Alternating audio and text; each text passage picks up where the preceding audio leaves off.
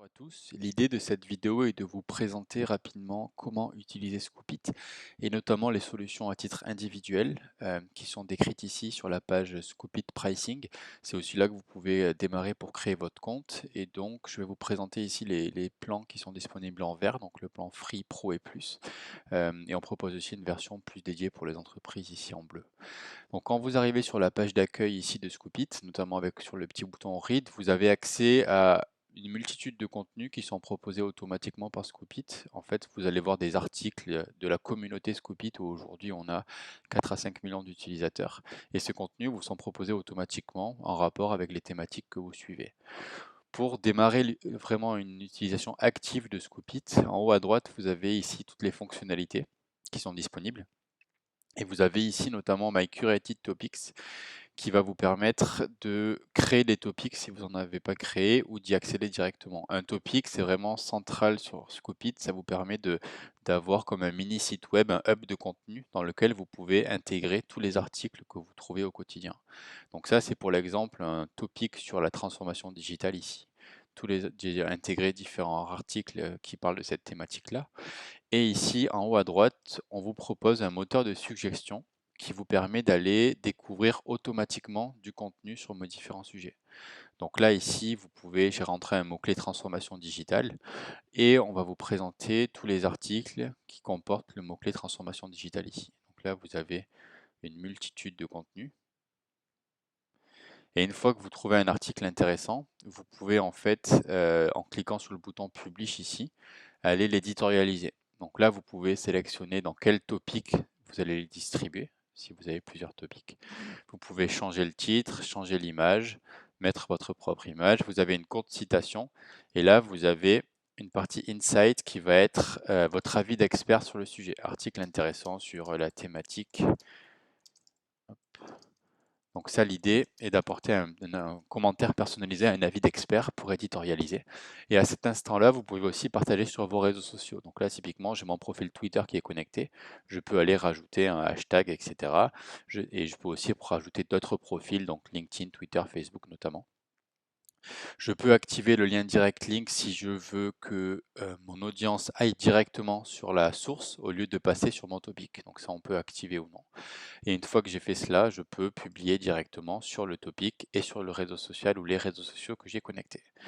Donc ça va vraiment être la phase de découverte de contenu, d'aller les utiliser. Là, vous le voyez en arrière-plan qu'il a été publié directement sur mon topic.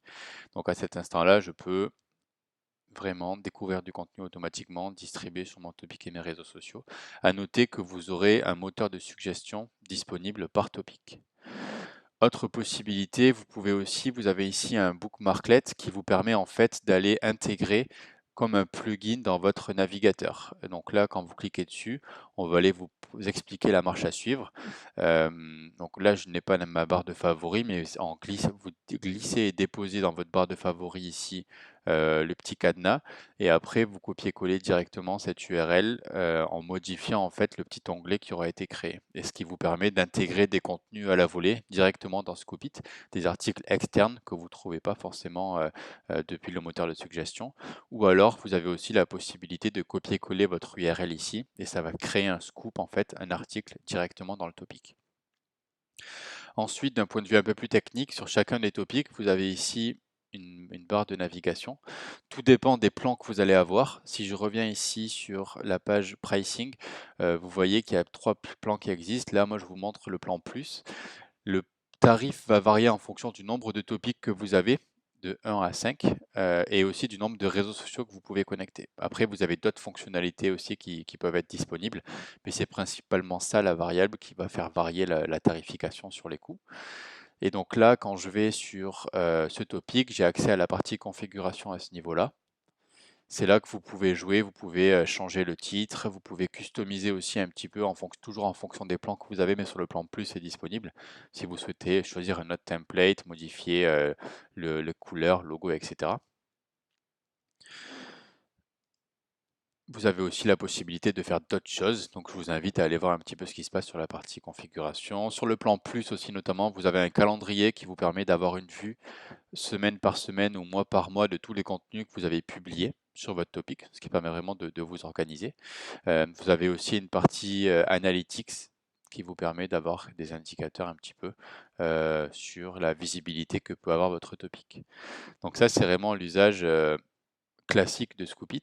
Et après, quand vous allez ici en haut à droite, vous voyez que vous avez différentes fonctionnalités qui sont aussi disponibles dans le bookmarklet dont je vous ai parlé. Le dashboard qui vous permet d'avoir vraiment une vue d'ensemble sur votre profil et tout ce qui va se passer. Donc vous avez les topics que vous avez créés, vous avez aussi les différents scoops que vous avez publiés.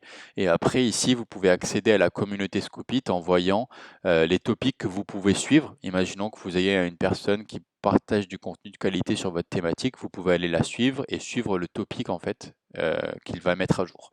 Pareil pour les articles, etc. Donc ça, c'est vraiment pour se fondre dans la communauté Scoopit et découvrir des personnes qui sont influentes et qui partagent du contenu de qualité sur les réseaux sociaux. Donc voilà un petit peu le tour d'horizon que je peux vous présenter sur Scoopit. N'hésitez pas si vous avez des questions, on reste disponible, notamment sur la partie support qui est disponible ici avec le petit point d'interrogation.